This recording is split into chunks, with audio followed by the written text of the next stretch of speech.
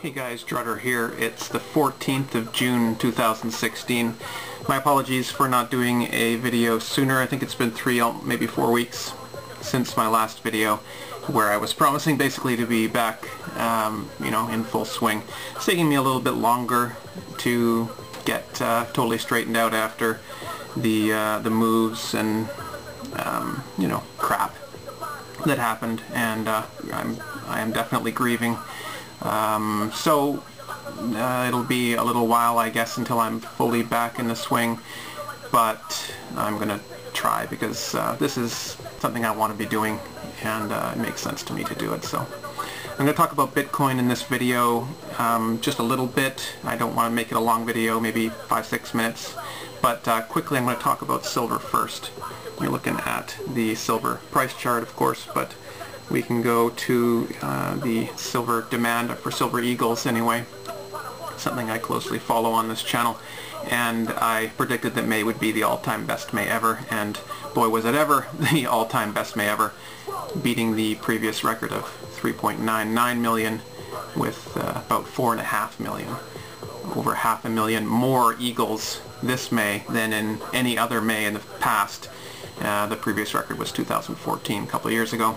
So that has been an amazing year for record-breaking in demands. We had I think it was the best, or the 4th best month of all time in January, the best February ever, the 2nd best March and April ever, and the best May ever. So demand is just out, it's you know what I'm saying.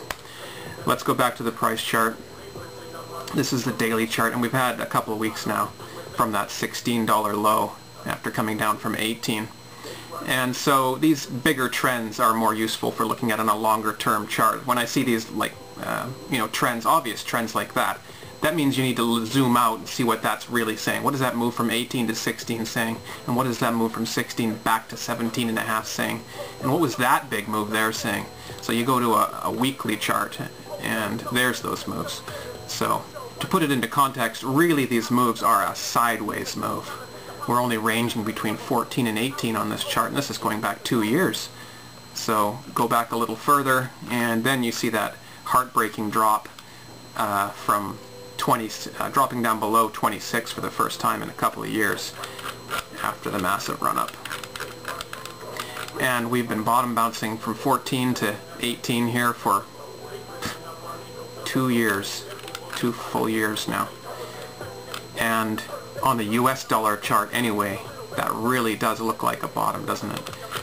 You can zoom right back out. But, right, you never know. You never know. That can still come back down. So the silver chart is looking bullish, at least on the daily time frames. Maybe the weekly time frames starting to turn bullish.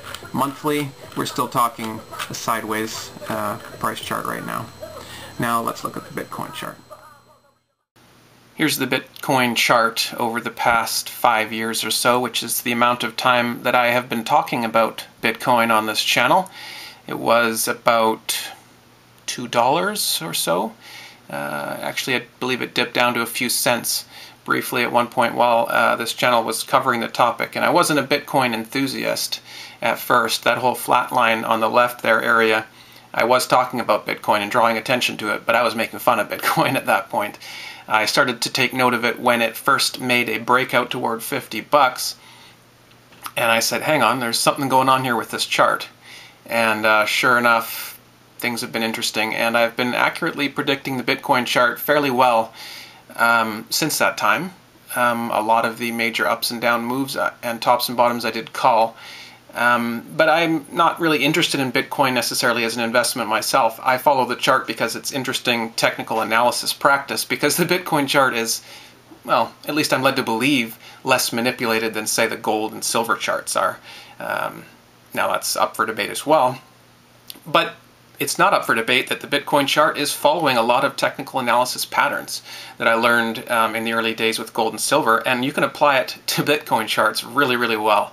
And I did call the recent move from 500 to 700 pretty much exactly to the day and to the dollar. And I've been doing that for a fair number of years now. So if you're interested, check out the Bitcoin chart. You can see here there's a cup and handle pattern forming again as it is returning to those highs. And will it beat the old high? Don't know.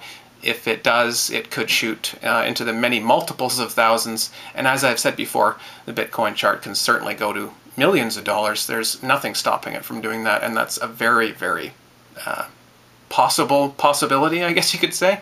There's a decent chance of that happening, I think. And so Bitcoin is, if you're investing, if you're trying to, get rich quick type thing, Bitcoin might be a lottery ticket for you to consider. Maybe a 1 in 100 chance that you could get filthy rich. There's no guarantees, of course. That's just a random number I pulled out of my hat, but the Bitcoin chart is an interesting one. And there's the volume chart down below. You can see there has been a little bit of increased volume over the past few weeks with this move up, but not a convincing amount of volume, and you would want to see a little bit more volume coming into it. If you look in the past, it has gone quite a bit higher for volume, and so you'd be looking for spikes like that, I think, if Bitcoin is going to hold these levels. So it may come back down now to 600 or even 500 and test those levels before it does anything else. Technically speaking, that would make sense. Fundamentally, what's going on with Bitcoin? Well, I've heard that it's supposed to just collapse and die off because the blockchain has a problem. That's what I'm hearing. But, it's very hard to download the entire Bitcoin blockchain to make transactions now. So we're going to need better computers or faster connections, or something's going to have to change, I think, if Bitcoin is going to continue to become, a world currency and used all the time in a lot of places, which it has been doing. It is getting picked up in more places. It's just not completely mainstream and widespread. That could change if Bitcoin gets in the news again with another price spike, especially if it goes above 1100 or 1200, whatever it was before, and makes new highs and gets people very excited. So this is something to look at. Just pay attention, watch that Bitcoin chart. I'll put a link down below to the chart that you can find this particular one on. And it's just an interesting experiment, and it is a legitimate currency. And I will continue to follow Bitcoin as I have for many years on this channel. Alright, I'm going to draw your attention to the new Diesel Automatic track, Rich Old White Men. It has been playing in the background while I did the rest of this video. Really cool track, a nice sound to it, and good message and lyrics, just like all of Diesel Automatic's tracks. So I'll play you the last 30 seconds or so of the song as this video fades out, and you can check it out. The link is down below. Big love and respect. Talk to you guys soon.